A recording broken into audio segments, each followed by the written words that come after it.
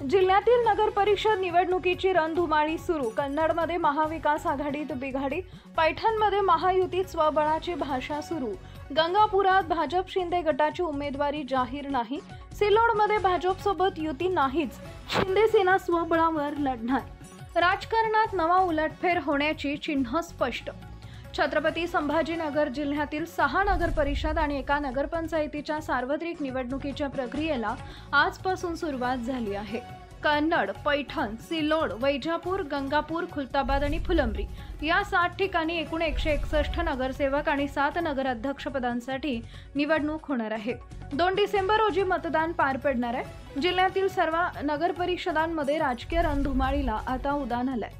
कन्नडमध्ये महाविकास आघाडीत बिघाडी दिसत असून उद्धव सेनेला उमेदवार मिळण्यात अडचणी येत आहेत। तसेच 12 ते 15 इच्छुकांनीच मुलाखती दिल्यानं या पक्षाच्या निवडणुकीपूर्वीच दयनीय अवस्था असल्याची चर्चा आहे। तर काँग्रेसनं कन्नडमध्ये स्वबळावर लढण्याचा निर्णय घेतला आहे। पैठणमध्ये महायुतीत मतभेद उपाळून आलेत। शिंदे सेना आणि भाजप दोघांनीही स्वबळाची भाषा सुरू केली आहे।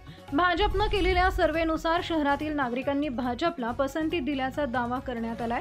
तर शिंदे सेनेनं पैठण हा आमचा बालेकिल्ला असल्याचं सांगत एकला चलो रेचा नारा दिला आहे।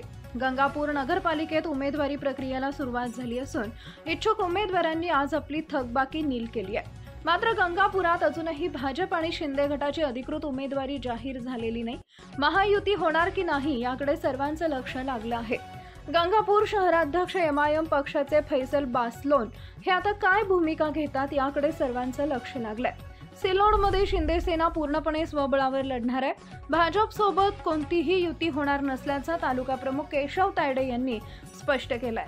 आमदार अब्दुल सत्तार यांच्या नेतृत्वाखाली शिंदे सेना निवडणूक रिंगणात उतरणार असून पैठणमध्ये भाजपचा कार्यकर्ता मेळावा माजी केंद्रीय मंत्री रावसाहेब दानवे यांच्या उपस्थितीत पार पडला। दानवे यांनी सांगितले की केंद्र आणि राज्यात भाजपची सत्ता असल्यानं विकासाचं नवं पर्व सुरू आहे। माजी नगराध्यक्ष सूरज लोळगे यांच्या काळात अनेक विकास कामं पूर्ण झाल्याचं ते म्हणाले। एकीकडे आघाड्यांमध्ये मतभेद तर दुसरीकडे स्वबळाचा नारा यामुळे संभाजीनगर जिल्ह्याचं राजकारण चांगलंच तापलंय। कोण बाजी मारणार आणि कोणाची गादी हलणार हे येत्या काही दिवसात स्पष्ट होणार आहे। महाराष्ट्र